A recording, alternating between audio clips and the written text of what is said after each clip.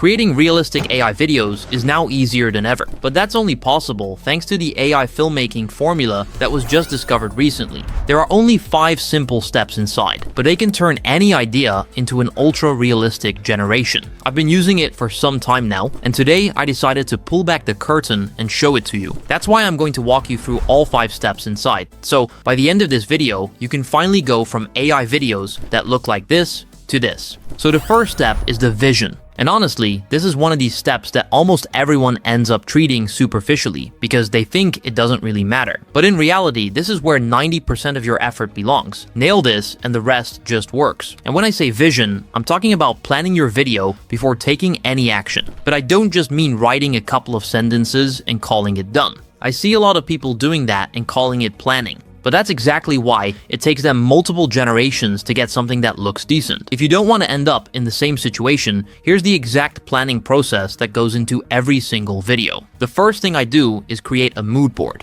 And for this part, I simply go on Pinterest and start searching for some inspiration. Once I'm inside, I'm looking for anywhere between 5 to 10 reference images that match the exact mood I want for the scene I'm building. And I think I'm going to choose these ones for now, so next I'm going to drop them all on a board and arrange them. For this, you can use Canva, as it's really simple to use and also free. So here's the mood board I've created for my example. Now we can finally move on to the actual planning. I already have my prompts ready, but I'll show you how to build them on your own. So let's go ahead to Claude. I start by describing the idea of the video in 2 sentences.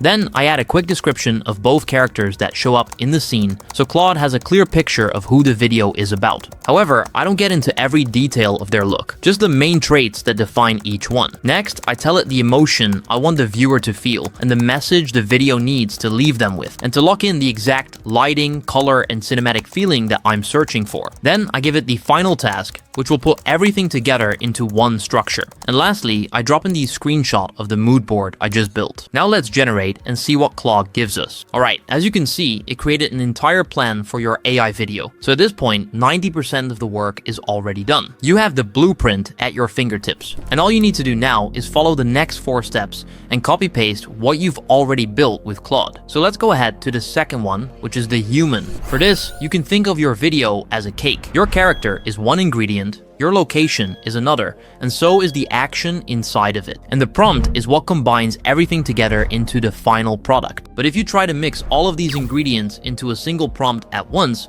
you're going to get a bad cake every time. And the reason for that is quite simple. You see, when you describe your character alongside your location, the lighting, and the scene action all in one prompt, the model is juggling too many variables at the same time. And AI is not so good at multitasking. So when it has to make assumptions on everything at once, it ends up with mediocre results. If you really want to get a good cake, you need to create each ingredient separately. And one of the most important ingredients for a good-looking video is the character. So let me show you how to actually make one.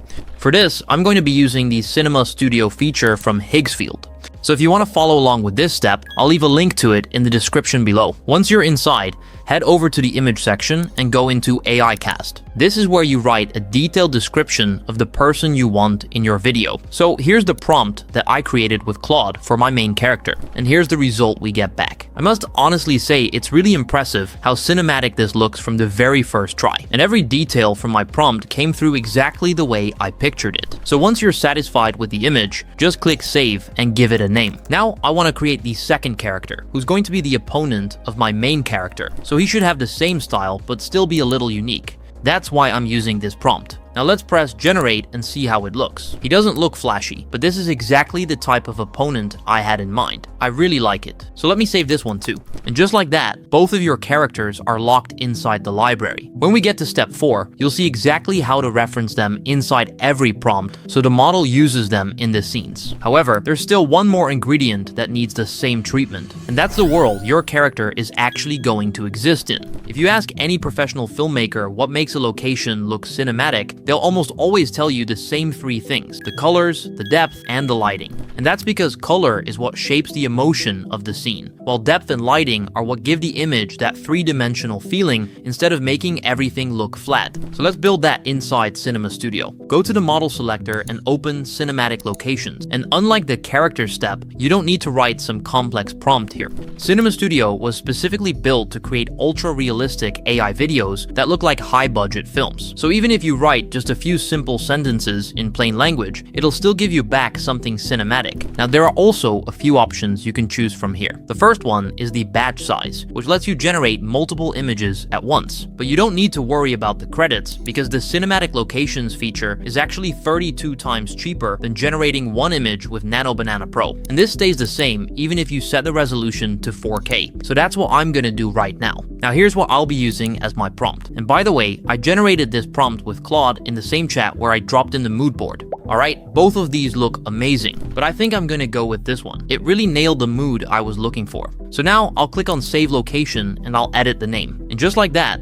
the location is now saved inside the library right next to the characters. But these ones alone aren't enough for getting the best results. What actually separates a good AI production from something that feels like a real film is how well you direct each scene. So here's where the next step comes into play. For a very long time, knowing how to direct a movie scene was a skill that took years of daily practice. And up until now, there was no way to shortcut it. You'd either hire an actual director for your AI video or try to guess everything by yourself through trial and error. But everything changed when Higgsfield released their new AI director. This is an advanced AI model that's been trained on some of the best films ever made. And you can use it for any filmmaking question you have. So let me show you exactly how it works. Inside Cinema Studio 3.5, you can find the AI director in the bottom right corner. After I click on it, I paste in the story concept that I have created with the help of Claude. Now the AI director is going to read everything and give me suggestions on the best settings I can use for all my scenes. As you can see, it tells me which camera settings to use, which style, and even what genre fits better for this shot. And all I need to do is press this Apply Changes button, and it'll automatically put them in the generation section. I'm going to keep these suggestions for each scene, but there's a few more things I need to do. The first one is to add the reference elements to the video, so the generator knows exactly what to use. For this clip, I need my main character, the opponent, and the poker room, so I bring those three in from the element list, and then I'll move to the prompt. Now you can either use the AI director version, or you can ask Claude to create it. But no matter which route you take, the important thing is to tag the location and both characters by mentioning them in the prompt. That way, the generation locks onto the exact assets you already built. The last thing I change before creating this scene is the emotion. And because now it's the moment when he reveals his winning cards, he needs to be extremely confident and happy. So that's why I'm gonna change his emotions accordingly and set the intensity to the highest. Now make sure the audio is set to on and press generate. Here's what we get back.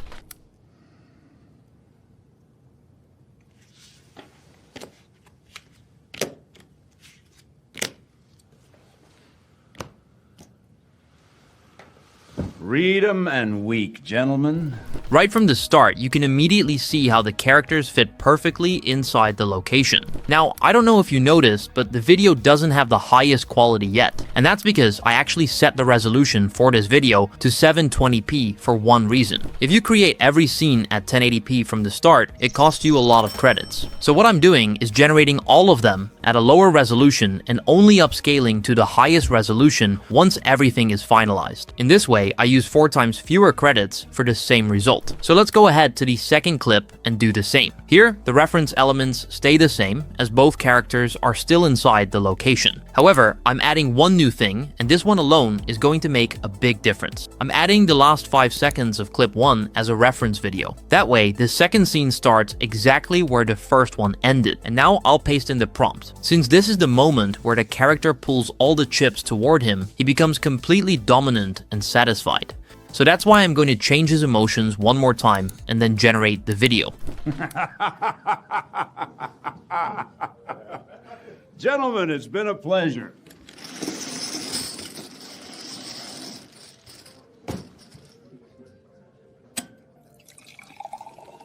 And this is where the reference video feature really shows its value.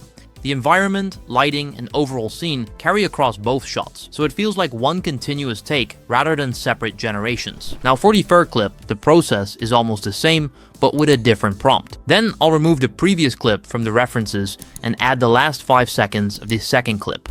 The rest of the settings stay the same, so I can now go for the generation.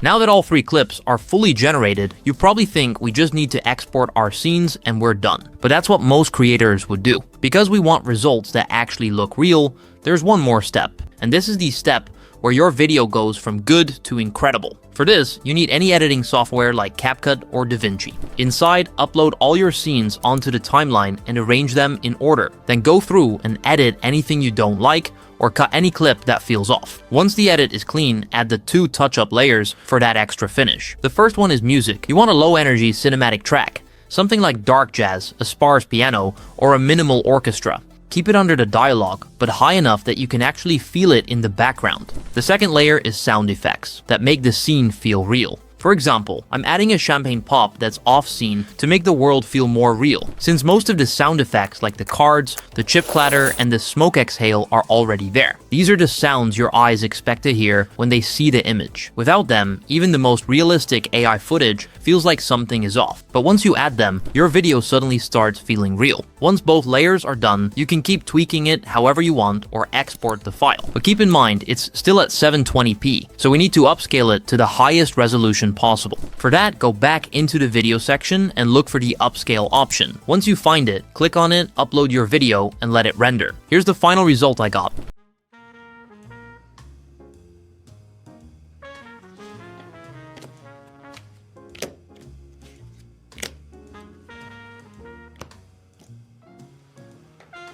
Read 'em and weak, gentlemen. Gentlemen, it's been a pleasure.